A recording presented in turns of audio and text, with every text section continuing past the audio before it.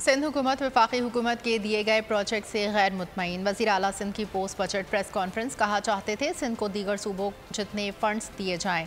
वज़ीर आज़म के सामने मामला उठाएंगे, अपनी आंखें खोलें और तासुब निकालें। सिंध के बजट में आपको बहुत कुछ नजर आएगा। बजट में कराची के लिए 252 अरब रुपए के मंसूबे हैं।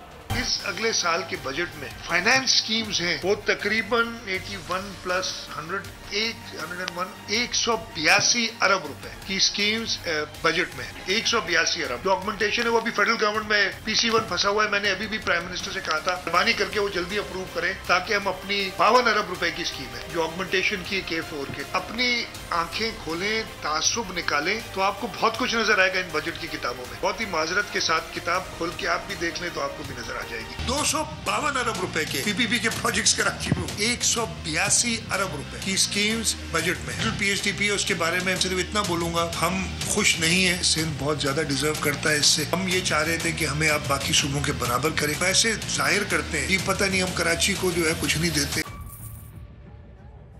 बजट 2023-24 की सबसे बड़ी ट्रांसमिशन। बोल एक मर्तबा फिर सबसे आगे।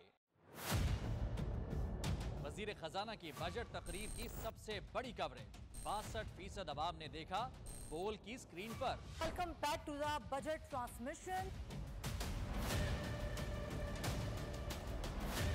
सबसे बड़े पैनलिस्ट और रिपोर्टर्स की बड़ी टीम ने बजट के लम्हे लम्हे की अपडेट से किया बाखबर अपनी आवाम को। में यूं कह रहा हूं कि एक तरफ ये ख्वाहिश है कि लोगों को रिलीफ दी जाए क्योंकि इलेक्शन सर पर है, तो कोई ऐसा बजट दे जो पॉपुलिस्ट हो। क्योंकि बोल रखता है खबर के हर पहलू पर नजर। बोल है सबसे आगे, सबसे पहले। सब्सक्राइब करें और बेल दबाएं ताकि कोई खबर रह न जाए।